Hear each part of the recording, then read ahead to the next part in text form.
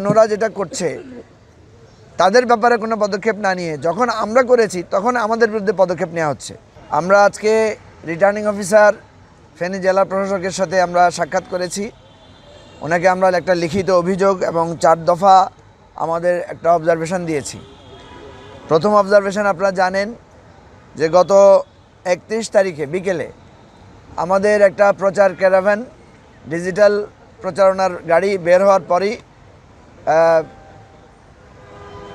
AC land Jasimuddin সাহেব উনি সেটা আটকে দিয়েছেন। আটকে দেওয়ার পরে উনি আমাদের যেই প্রচারকর্মী ছিলেন তাকে অনেকটা আটক করে অনেকক্ষণ আটকে রেখে তার সাথে দুর্ব্যবহার করেছেন এবং তাকে 20,000 টাকা জরিমানা করেছেন। আর্মি এবং আপনারা অনেকে ছিলেন সেখানে, আপনারা সেই সমস্ত ছবি প্রচার করেছেন। আমি টেলিফোনে জসিম সাহেবকে বলেছিলাম যে এই ধরনের ক্যারাভ্যান সারা বাংলাদেশে চলছে এবং ফেনী 1 আসনেও বিএনপির প্রার্থী ওনার নিজের ক্যারাভ্যানের প্রমাণও আমরা তাদেরকে দিয়েছি, কিন্তু উনি কোনো কথা শুনেন নাই। উনি অনেকটা ঔদ্ধত্য প্রকাশ করে প্রচার করে বলেছেন যে আমাদের বিভিন্ন জায়গায় আমাদের রঙিন ব্যানার আছে। আমি ওনাকে বলেছি যে এখানে 11 দলীয় জামাতের আমির ডাক্তার শফিকুর রহমান সাহেব সহ 11 দলের নেতাদের সফর উপলক্ষে আমরা অনেকগুলো ব্যানার লাগিয়েছি, সেগুলো আমরা নামিয়ে ফেলব। এবং আপনারা জানেন যে তারেক রহমান সাহেব যেদিন ফেনী এসেছিলেন সে উপলক্ষে প্রচুর কালার বিলবোর্ড ব্যানারে পুরা ফেনী শহর ছেয়ে ফেলা হয়েছিল, সেগুলো কিন্তু এখনও আছে।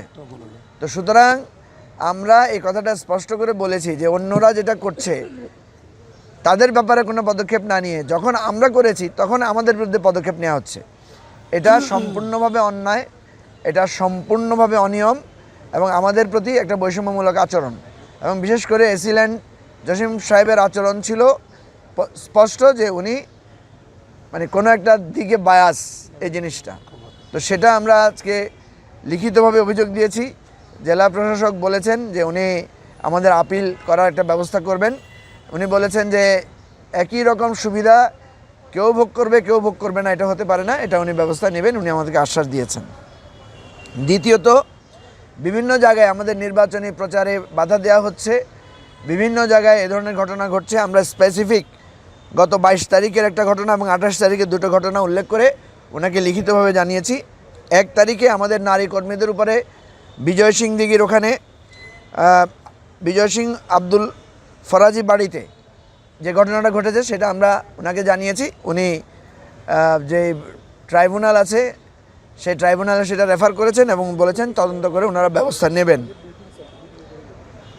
এর বাইরে আপনারা জানেন যে ফ্যামিলি কার্ডের নামে বিভিন্নভাবে প্রচারণা করা হচ্ছে। সেখানে নির্বাচনী আচরণবিধিতে আছে নির্বাচন উপলক্ষে কাউকে আশ্বাস দেওয়া যাবে না, কোনো কিছুর লোভ দেখানো যাবে না, কিন্তু এগুলো অহরহ বিএনপির লোকেরা করছে, এগুলো আমরা তুলে ধরেছি। এর বাইরে শিক্ষা প্রতিষ্ঠানে নির্বাচনী প্রচারণা সহ আরও অনেকগুলো উদাহরণ আমরা দিয়েছি। রিটার্নিং অফিসার মহোদয় উনি লিখে নিয়েছেন। আমরা জানি না এই লিখে নেওয়াটা কোনো লৌকিক বা লোক দেখানো বিষয় কিনা। উনি বলেছেন যে উনি ব্যবস্থা নেবেন। সেখানে আইনশৃঙ্খলা পরিস্থিতির সাথে যারা জড়িত সেনাবাহিনীর, বিজিবি, তারপর আপনার র্যাব, তাদেরকেও আমরা বিষয়গুলো জানিয়েছি। সুতরাং আমরা এটা অত্যন্ত স্পষ্ট করে বলতে চাই, আমরা কোনো এক্সট্রা প্রিভিলেজ চাই না। আমাদের কথা হচ্ছে যে অন্যরা যদি আচরণবিধি লঙ্ঘন করে তাদের বিরুদ্ধে ব্যবস্থা নিতে হবে, কিন্তু অন্যদের বিরুদ্ধে যখন কোনো ব্যবস্থা নেওয়া না হয় তখন আমাদের কর্মীরা যখন সেগুলো করে তখনই দেখা যাচ্ছে আমাদের বিরুদ্ধে ব্যবস্থা নেওয়া হচ্ছে। তো এই জিনিসগুলো কয়েকবার ঘটেছে। এখনও আমরা স্পষ্ট করে বলি যে এরকম যদি চলতে থাকে তাহলে নির্বাচনের পরিবেশ ক্ষুণ্ণ হবে। হুমকি ধামকি, আসতে দেওয়া হবে না, কালো চশমা পরে থাকবো, এই ধরনের অনেক কথা আমরা শুনতে পাচ্ছি। তো এটা একটা ভালো দিক যে বোঝা যাচ্ছে যে মানে আমাদের সম্ভাবনা দেখে কারো মধ্যে হয়তো একটা মানে ধৈর্যচ্যুতি ঘটতেছে বা একটা আত্মবিশ্বাসের অভাব পরিলক্ষিত হচ্ছে।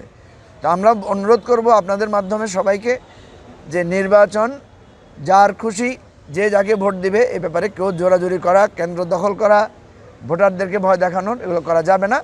এবং মাইনরিটি কমিউনিটিকে, রিলিজিয়াস মাইনরিটি কমিউনিটিকে হুমকি ধমকি দেওয়ার কিছু কথাও আমরা উল্লেখ করেছি। ওনারা আমাদেরকে আশ্বাস দিয়েছেন যে মোবাইল কোর্ট সেই সমস্ত জায়গায় মুভ করবে, তারা রিলিজিয়াস মাইনরিটি কমিউনিটির সাথে কথা বলবেন এবং কোনো অভিযোগ পেলে তারা ব্যবস্থা নেবেন। আমরা এরপরে বেশ কিছু ঘটনা স্পষ্ট উল্লেখ করে আমরা জানাবো। যদি ব্যবস্থা না হয় তাহলে আমরা রাজনৈতিকভাবে সে ব্যাপারে পদক্ষেপ নেব। আপনাদের সবাইকে অশেষ ধন্যবাদ। আসসালামু আলাইকুম।